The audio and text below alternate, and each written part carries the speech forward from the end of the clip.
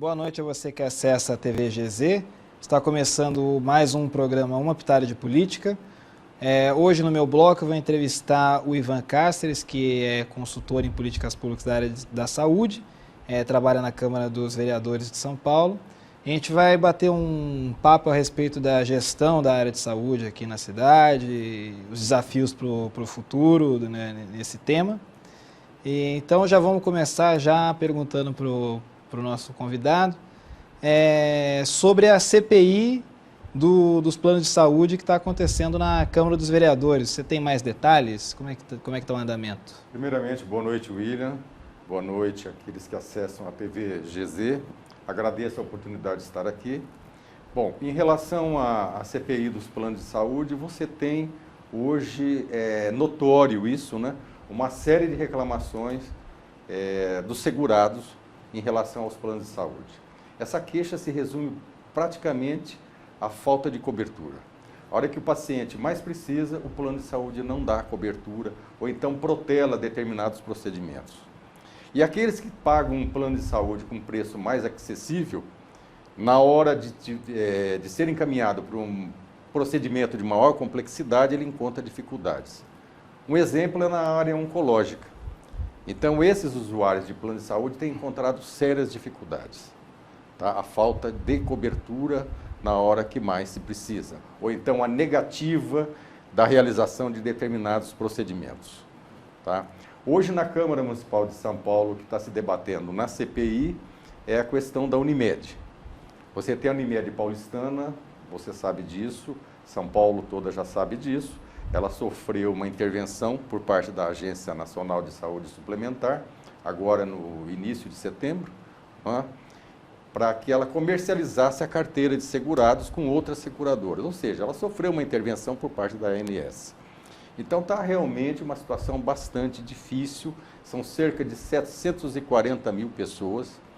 Dessas 740 mil pessoas, uma parte foi acolhida já por outros planos, conseguiram migrar para outros planos, e um outro grande universo, em torno de 400 mil aproximadamente, estão aí nessa situação de expectativa. Esses 740 mil usuários, eles são só da cidade de São Paulo ou é nacional? A Unimed paulistana, não, a Unimed paulistana ela atua aqui na cidade de São Paulo e algumas cidades aqui da Grande São Paulo. Da Grande São Paulo. Isso, você tem todo um conjunto de Unimed. Você tem a Unimed paulistana, você tem a Unimed FESP, que é a Federação das Unimedes das cidades de São Paulo, você tem a Unimed do Brasil, né? Então são várias Unimedes, você tem a Unimed do Rio de Janeiro, então elas são personalidades distintas. Mas a conduta, o modus operandi é um só. É um só. Entendeu? É um complexo, mas são personalidades distintas. A que está com problema hoje é a Unimed paulistana, e que tem esse universo, que é um dos maiores universos de segurados, que são 740 mil pessoas. É muita coisa. Muita gente. Muita Então você há de convir que isso provoca um impacto não só no setor de saúde privada, como certamente isso provoca um impacto na saúde pública. Né? O SUS está encarando essa demanda, está assimilando essa demanda de quem não conseguiu ter os seus procedimentos de saúde atendido? Como é que está? Com certeza. O Sistema Único de Saúde já há muitos anos ele vem atendendo pacientes de planos de saúde, que por uma razão ou outra não tem a sua cobertura, não tem o seu procedimento realizado, eles acabam procurando o Sistema Único de Saúde. Como eu disse, você tem alguns segurados, muitos segurados, que pagam uma mensalidade de um preço mais acessível, mas na hora que ele precisa de um procedimento de maior complexidade, ele não vai encontrar a resposta. Então, onde ele busca essa resposta? No Sistema Único de Saúde. Tá? E você já tem um Sistema Único de Saúde no Brasil hoje sobrecarregado, subfinanciado e também em alguns pontos, e talvez em muitos, quem sabe, com problemas de gestão. Né? Então o SUS hoje ele passa por uma crise sem precedentes. É uma crise bastante difícil. E você que está assim, no olho do furacão, você vê que você sente que esse problema de gestão em São Paulo é uma realidade? Você tem em São Paulo uma gestão que ela merece mais atenção, principalmente na cidade de São Paulo, no município de São Paulo. Tá? Você teve aí nos últimos anos, a partir de 2013, uma falta de apoio, de investimento nas equipes de estratégia saúde da família. O Estratégia Saúde da Família é um trabalho excelente, porque ele vai na casa do munícipe, tá? Ele já vê o problema, ele já faz um diagnóstico, então ele atua com a prevenção. Tá? Então você vê que em 2012 haviam 1.169 equipes, e você fecha o ano de 2013 com 1.300 equipes, 1.303 equipes para ser exato. Então é muito pouco. Tá? Não se investiu no Estratégia Saúde da Família, que é um programa exemplar. Você tem, por exemplo, as redes de unidade básica de saúde, as AMAs tradicionais, tá? Que foi feita uma configuração para que você aliviasse a porta dos pronto-socorros, da urgência e emergência, aliviando os PS e PAs. Né? O que aconteceu? A partir de 2013, vieram com a inovação da chamada UBS integral. No que virou isso? Nada. Você tem apenas 4 ou 5 unidades da chamada UBS integral. O que foi feito? Você desarticulou a rede de assistência das AMAs. Tanto é que em 2012, de 2012 para 2014, se você comparar, as AMAs deixaram de realizar 1.812.000 consultas.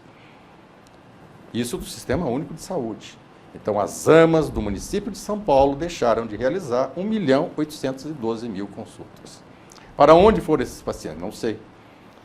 Entendeu? Ou não foram consultados, ou, sei lá, arrumaram uma outra maneira. Né? Então, você desarticula o sistema.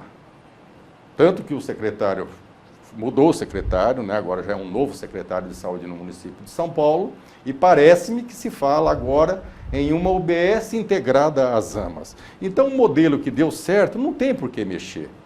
Não tem por que você mudar a etiqueta, a grife do equipamento de saúde. Você tem que pensar na atenção ao usuário. Então, você tem, de um lado, esse modelo de gestão, tá?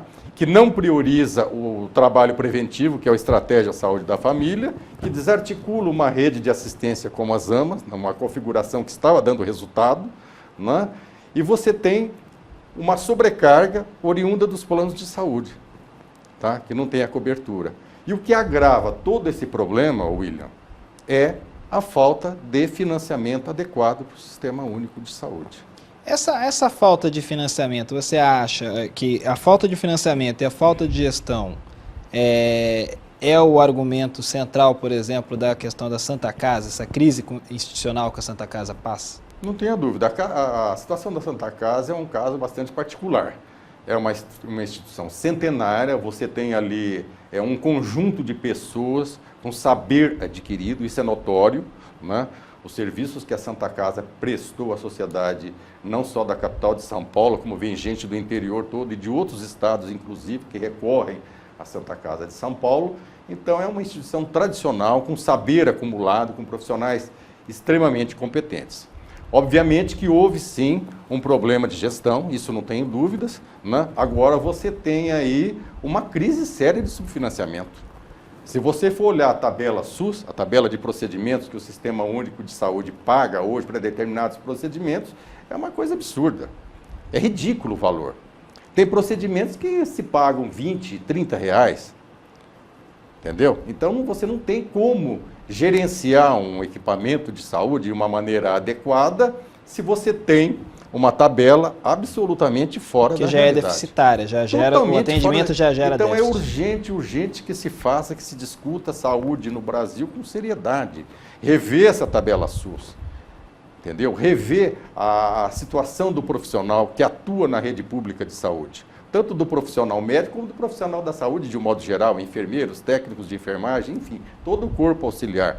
Então você ter algum mecanismo que priorize esse pessoal, que valorize essa mão de obra hoje, que atua na área de saúde pública do país. Em São Paulo, que é mais assim a sua praia, você tem conhecimento se o programa Mais Médicos do governo federal trouxe um impacto mais positivo, mais negativo, irrelevante? Como é que é? Na cidade de São Paulo o impacto é muito pequeno. É muito pouco, entendeu? Muito pouco. Como eu disse, se ele realmente tivesse que provocar um impacto significativo, nós teríamos tido uma expansão na rede de estratégia de saúde da família. Porque esse profissional, ele vem para cá numa fase de adaptação, com o problema cultural, se localizar, se situar no território, então demora um tempo. Tá? Então, esse profissional poderia ter sido, e certamente uma parte foi, né, destinada para atuar na estratégia saúde da família. O impacto que provocou na rede de estratégia saúde da família foi muito pouco significativo. Como eu disse, 1.169 equipes em 2012 e 1.303 equipes em 2014. Você vê que nas gestões anteriores, ou melhor, na gestão anterior a essa, você tinha cerca de 700 equipes, não chegava a 700 equipes, quer dizer, praticamente dobrou. Você tinha cerca de 500 equipamentos de saúde, ao encerrar a gestão anterior em 2012, você tinha 1.000 equipamentos de saúde, em torno, aproximadamente 1.000 equipamentos de saúde. Então, houve um investimento. Haviam coisas para serem corrigidas, não tenho dúvidas que haviam. Tá? Só que você verifica de 2013 para cá que houve uma certa dificuldade, uma certa paralisia. Você tem uma particularidade em São Paulo que também tem que ser observada. A saúde hoje tem cerca, no município de São Paulo, de 80 mil servidores. 80 mil trabalhadores, vamos dizer assim. Desses 80 mil trabalhadores, cerca de 40 mil são das organizações sociais. Tá? E 40 mil da rede própria, da rede municipal. E você tinha uma relação, até poucos dias atrás, até a gestão do secretário anterior, que acabou de sair, uma relação de hostilização com as organizações sociais. Entendeu? Eles não eram tratados como parceiros, pareciam adversários, então não é possível. Ou você faz a opção por ter um quadro próprio da saúde, tudo bem, não quero, mas tá ótimo, então tá bom, então faça concurso, coloque uma remuneração digna e tenha a contratação pela administração direta. Agora, se você tem uma convivência com um chamado parceiro, essa convivência tem que ser harmoniosa. Tem que integrar as pessoas. Isso, e essa relação ela foi bastante conflituosa. Não sei, daqui para frente trocou o secretário da Saúde de São Paulo, né? Então vamos ver como é que vai dar essa relação daqui para frente. São 40 mil trabalhadores da saúde que são vinculados às organizações sociais. Então é 50%. 50%, exatamente. É um índice muito alto. Bastante né? alto. Porque já é, se já é, vamos dizer assim, escasso, com 80 mil, sem contar com esses, então é o caos. O problema hoje no município de São Paulo é você levar o profissional médico, né, basicamente o profissional médico, para os pontos mais distantes. Você tem uma série de problemas aí. Então você não pode ser simplista, né, e dizer que a questão é apenas salarial. Ela também é salarial. Ela também é uma questão de remuneração. Mas você tem outras condicionantes aí. O profissional, ao se formar, tem seus interesses, ele reúne seus interesses em determinada região, e para ele se deslocar, você tem um problema seríssimo de mobilidade na capital de São Paulo, né? Então, esses lugares mais distantes é difícil você fixar o profissional. Tá? Então, você tem problemas de segurança, você tem problemas de mobilidade, tá? Você tem casos aí de profissionais médicos que foram agredidos. Tá? Foram agredidos dentro da unidade de saúde, foram agredidos dentro do pronto-socorro do hospital. Quer dizer, você tem aquela super demanda naquela localidade, naquele território, e o primeiro que o usuário vai desabafar, o seu furor, a falta de atendimento, é com o primeiro profissional médico que ele encontra pela frente. Então, é uma situação que precisa ser vista também com cuidado. A violência que se pratica para funcionários da saúde, médicos, enfermeiros e profissionais das unidades mais distantes. Você acha que nós formamos poucos médicos no Brasil? A questão não é não é que formamos poucos médicos. Precisa rediscutir isso, inclusive com a classe médica, com o Conselho Federal, o Conselho Regional de Medicina, com as universidades, entendeu? O que nós vamos fazer para levar a saúde de forma adequada para esses lugares mais distantes, num território complexo e complicado como é a cidade de São Paulo, nas regiões mais distantes. Você acha que é um caminho, pelo menos para a parte de distribuição de remédios, uma integração maior entre o Estado e a indústria farmacêutica?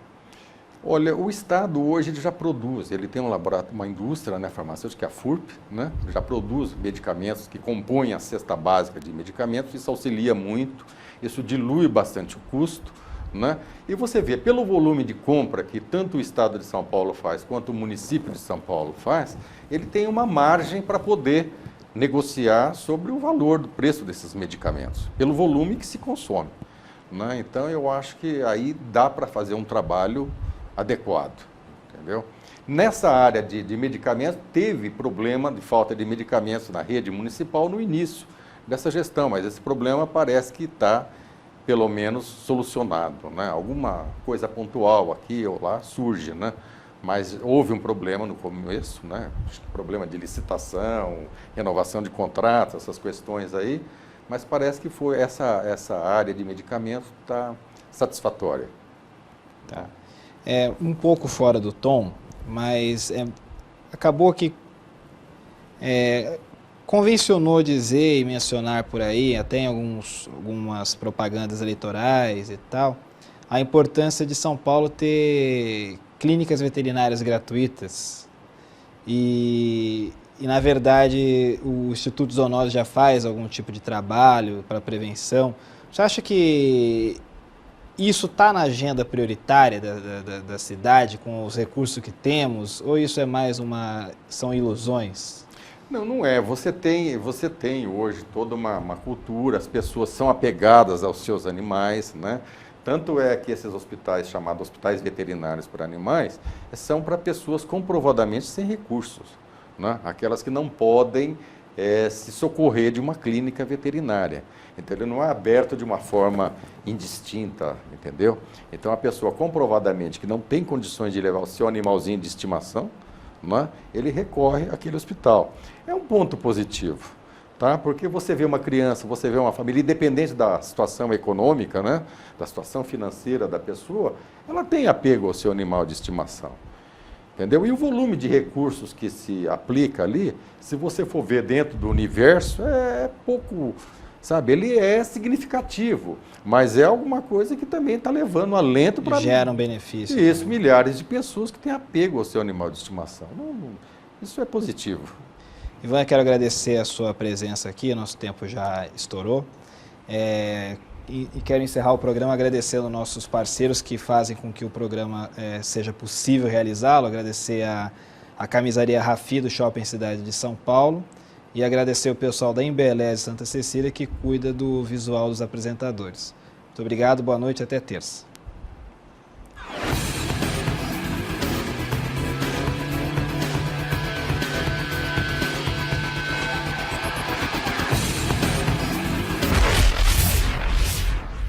O que é vencer para você? É trabalhar naquilo que gosta? É ter a renda e o reconhecimento que você merece para proteger o que você ama? O Instituto Embeleze, a maior rede de escolas de beleza da América Latina, traz o método Vencer de ensino. Você há apenas 3 passos para uma área que não conhece desemprego. Acesse institutoembeleze.com e matricule-se já para os cursos de cabeleireiro, maquiagem, manicure e barbeiro. Instituto Embeleze, a transformação definitiva da sua vida.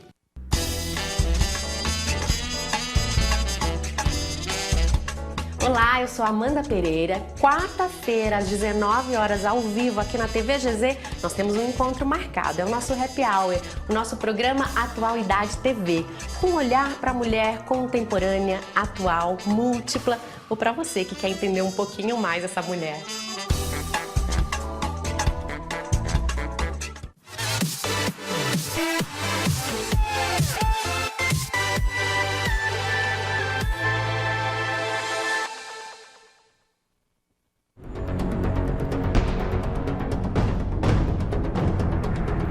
Pirâmides.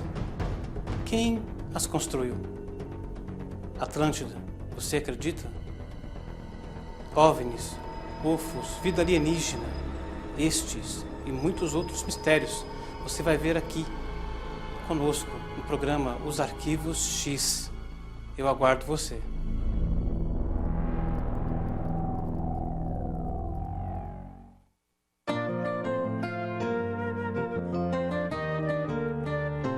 Olá, meu nome é Tatiades, eu sou psicanalista e eu quero convidar todos vocês a assistir o meu programa Freud Explica, onde eu converso sobre saúde mental e comportamento humano. E é o único programa onde você vai poder ver terapias online, ok? Tá bem bacana. Eu espero vocês aqui na TV Geração Z.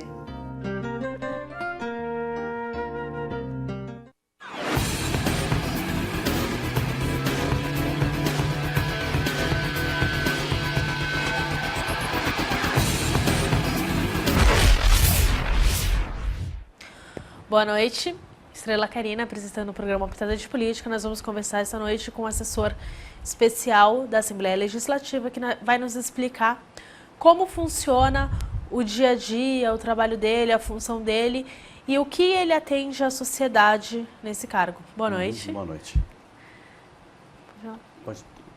O que atende na... Bom, a Assembleia Legislativa é um órgão legislador, né? Então, todos os projetos são apresentados, tanto pelo governador quanto para deputados, são matérias de vários segmentos, né?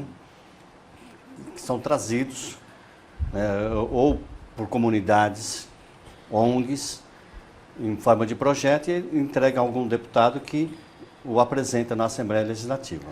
Então, eu não pego um projeto e entrego ele diretamente a você. Eu entrego esse projeto a um deputado, esse projeto ele é passado para um deputado, esse deputado avalia o projeto e aí, depois dessa avaliação, ele encaminha para a sua pasta. É isso? Isso, não só um deputado, isso também pode ser apresentado diretamente em uma comissão, né? Uma comissão, pode ser a Comissão de Justiça, né? Ou uma comissão pertinente ao assunto atinente a ele, né? Hoje, quais são os meios, quais setores da sociedade hoje estão representados nesses projetos que são apresentados à Assembleia? Olha, eu não entendi Então, por exemplo, qual a maior área de projetos são apresentados? Projetos na área da saúde, de esporte, cultura?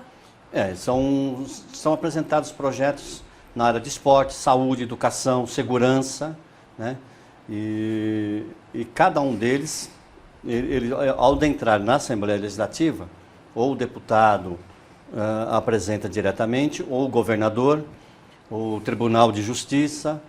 Então, ele chegando à Assembleia, ele é protocolado, vai para as comissões. A primeira comissão que ele tem que passar, obrigatoriamente, é a Comissão de Justiça, tá? Sim. E depois, passando pela Comissão de Justiça, porque ele tem que ver a forma legal desse projeto, né? Se ele pode realmente dar continuidade ou não. Então, a Comissão de Justiça que vai determinar se ele é legal ou não. Então, tem que ver se ele se enquadra nas normas da Constituição, se ele é aplicável, se há verba para a aplicação desse projeto. Não, aí já não cabe mais. Não cabe a CCJ, né? Isso já vai para a Comissão de Finanças. Entendeu? Entendi. E deputado não pode apresentar projetos que onere o Estado, né? Isso cabe ao governador. É interessante essa questão. Então, ele pode apresentar projetos que já esteja dentro do orçamento, então. Então, eu vou apresentar um projeto da saúde, esse projeto ele tem que estar dentro daquele valor de orçamento que já é destinado para a pasta. Não, ele vai apresentar esse projeto, mas ele não pode, dentro do projeto, ele não pode citar valores e nem recursos que vão ser, tá? O deputado ele só tem direito a citar recursos dentro do orçamento, tá? Através de emendas, não é? No projeto de orçamento do governo do Estado. Entendi. Entendeu? Entendi. E qual é essa relação, então? Quanto tempo, por exemplo, em média, demora um projeto para ser analisado? 45 dias, dependendo da urgência dele, né? Quando ele entra na Assembleia Legislativa, ou o deputado apresenta ele tem um regime normal, tá? Ele tem até 45 dias para ser apreciado, né? Para entrar em pauta, receber emendas, propostas, né? Sobre o projeto. Passados esses 45 dias, se ele não for analisado, ele volta para a comissão e fica aguardando, né? Até um ano depois, né? Ou mais até. entendeu? Isso depende das lideranças partidárias que vão determinar se esse projeto pode dar prosseguimento ou não. Passado um ano, aí sim, na nova legislatura, aí ou ele vai ser arquivado ou ele é renovado. Entendi. Então, se eu tenho um projeto de uma ampliação de uma escola, de uma quadra ou de um hospital, esse projeto ele pode passar por todo esse período de espera, Sim. pode ser negado.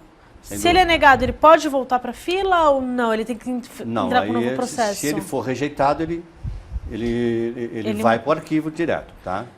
Então, geralmente esse projeto, na Comissão de Justiça, ele já é ou aprovado ou não, entendeu? Sim. Então, se a CCJ reprovar, não é? O projeto achar que esse projeto não tem legalidade, então ele já é rejeitado na comissão e vai para o arquivo. É comunicado o autor, né? O autor recebe o comunicado de que o projeto foi rejeitado nas comissões, então ou ele reavalia o projeto e reapresenta, né? Ele de uma outra forma, ou vai para o arquivo. Qual o projeto assim mais bizarro que você já teve acesso ou que você ficou sabendo que tentou ser aprovado ou que chegou até uma comissão um pouco mais... Olha, tem uns projetos que eu me lembro hoje que chegou a ser até apresentado, mas de uma forma mais para ridicularizar o autor, né? No caso era o Acris de Pereira Lima, que já morreu, né? Que ele permitia que o deputado pudesse, ou o seu assessor pudesse estar utilizando o carro dele para ir frequentar boates, no horário fora do expediente, né? Sem sofrer as sanções que as leis permitem, né? Ele teve a coragem de apresentar um projeto Exato. desses? Então... Exatamente. Foi. Mas então, esse projeto chegou a ser, passou pela Comissão de Justiça, né? Com um pedido de rejeição, mas como os pares dele achou tão bizarro, né, tão improcedente, então deixou que fosse até o plenário para poder, até para que ele servisse como chacota, né? Realmente é um absurdo, né? Saber que verdade. nós pagamos os impostos tão altos, um Exatamente. imposto que quase nunca retorna para o nosso bolso, e ele pedir para usar o carro para ir à boate, Exato. com os assessores. Ele e os assessores. É um projeto bem interessante, né? Então quer dizer que... É verdade. Mas é importante. Você também foi candidato a vereador? Fui, Em que ano? em 2008. 2008? Isso. E como que foi essa sua experiência como candidato a vereador? Olha, ela foi benéfica, né? Serviu como um crescimento, né? Político, como um aprendizado, né? Um aprendizado. Como eu sofri algumas sanções do próprio partido, né? Porque eu não tive o apoio que eu deveria ter, como todos os outros candidatos tiveram. Tanto é que a minha legenda só foi autorizada no final de agosto, quando todos os outros candidatos já estavam na rua, né, trabalhando, e eu não tive como trabalhar, né? Então, eu praticamente não fiz campanha, né? Mas como que funciona você como assessor da Assembleia Legislativa vir a ser candidato? Você automaticamente é candidato? Você tem que ficar um período fora? Como que funciona?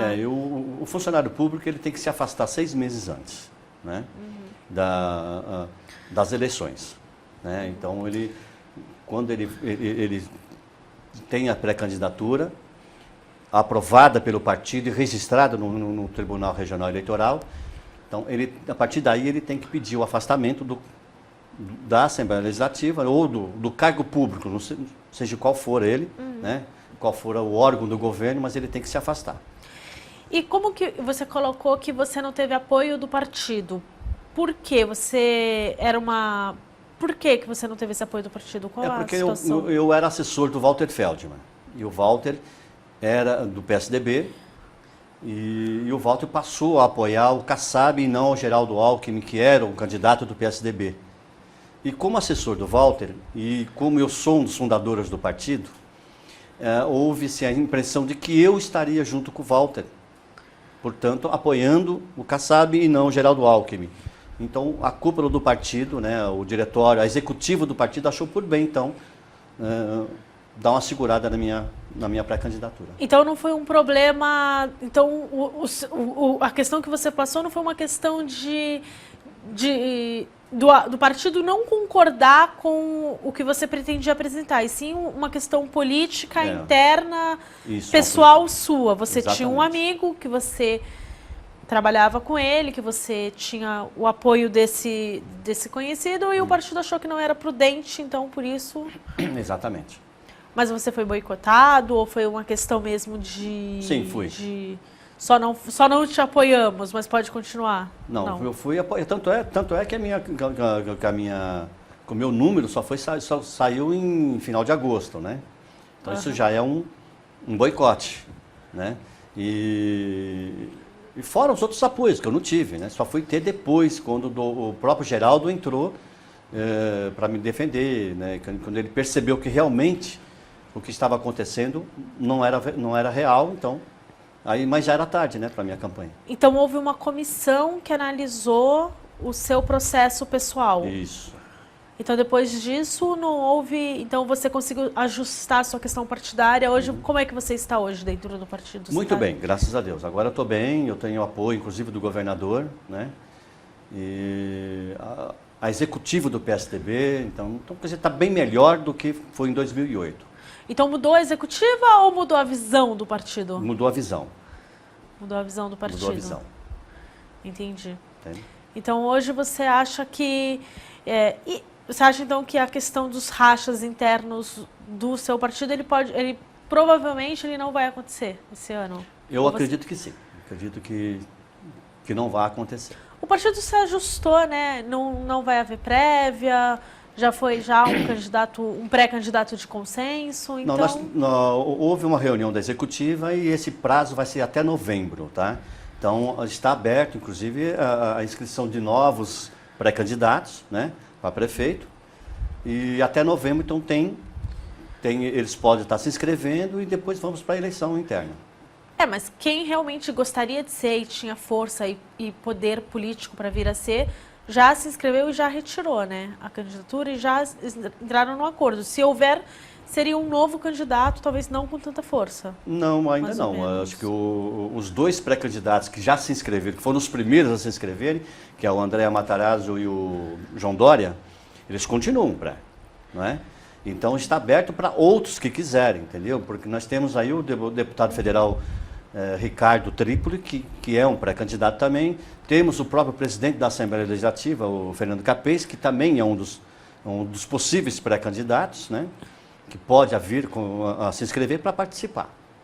Entendi. Entendeu? É interessante essa questão de que a sua disputa lá atrás, ela não foi uma questão da sua atuação política, e sim de um mal-entendido. Isso. Você não tem receio de que isso possa voltar a acontecer? Você acha que não foi um boicote, talvez, digamos assim, saudável, né?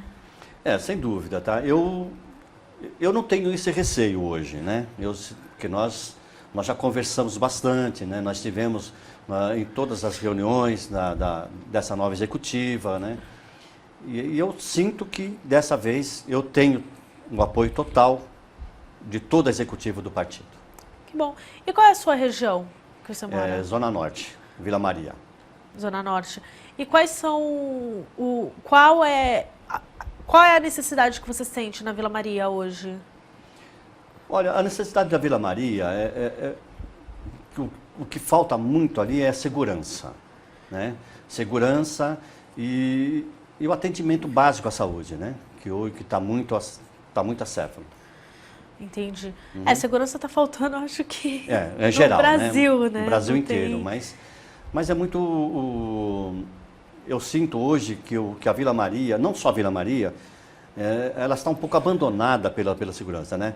Porque hoje você vê que os bailes funk se proliferam, né, nas periferias, com a anuência, inclusive, do prefeito, né? Porque o prefeito acha que isso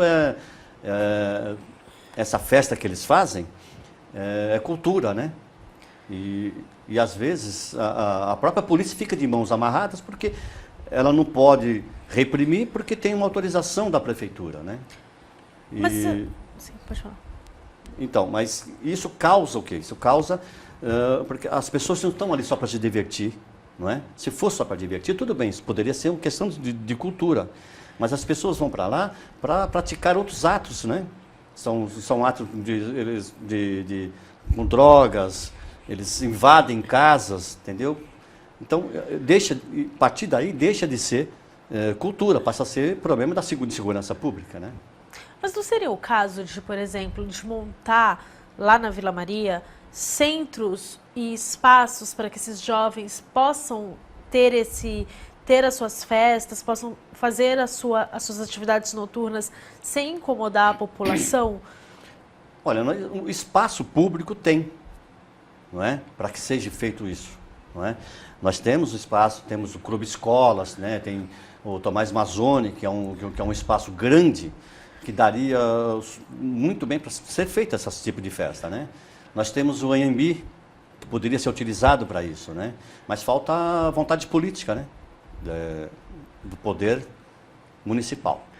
Então, porque assim, na verdade, não defendendo nenhuma visão nem outra, mas o funk é uma música, é um estilo de vida, é um estilo realmente da periferia, onde muitos jovens se identificam com essa música e talvez não a questão que na verdade, quando o poder público abandona, né, quando o poder público abandona a população, o poder paralelo ele se estabelece.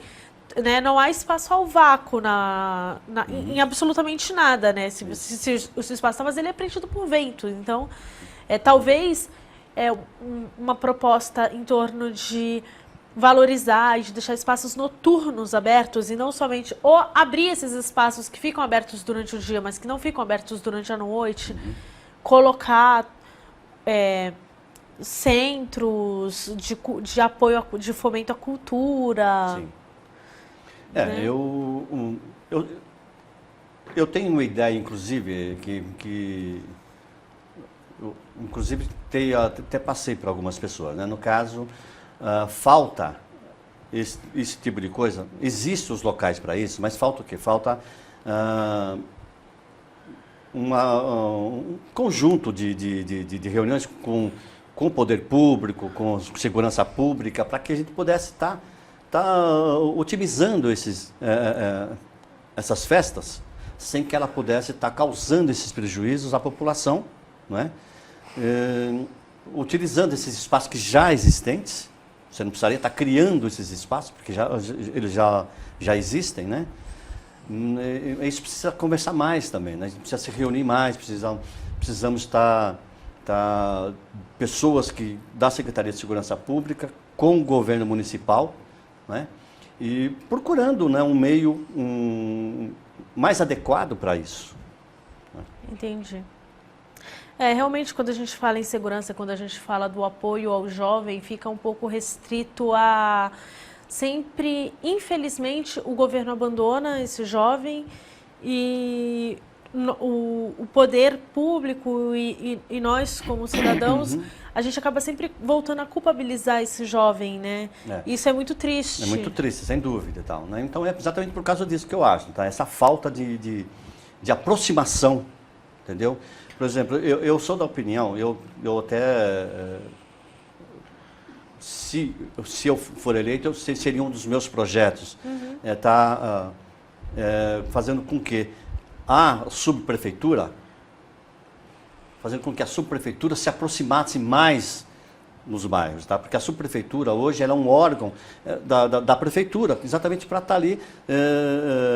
O subprefeito ele seria o quê? Um substituto do prefeito, no caso, tá? Então ele estaria ali para estar ajudando, se aproximando da população e dando esse tipo de instruções, tá? Então eu acho que deveria dar mais atividades para a subprefeitura.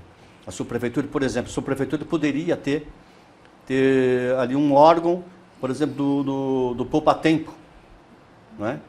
Então as pessoas do bairro, ela não precisaria estar se deslocando para ir até a Sé ou até Aricanduva para estar tirando esses documentos, se ela poderia estar tendo um posto ali dentro da subprefeitura para ela. Verdade. A nossa conversa foi muito boa, infelizmente nosso tempo acabou. Eu te convido a voltar aqui novamente para que nós possamos continuar esse debate. Foi realmente incrível, esclarecedor. Eu gostaria de agradecer os nossos apoiadores, gostaria de agradecer a Embeleze, que faz um trabalho incrível e que recoloca a mulher no mercado de trabalho. Gostaria de agradecer ao Instituto Jennifer Martins por estar nos ajudando a estar me vestindo. Boa noite, nos acompanhe nas redes sociais. Ok. Obrigado.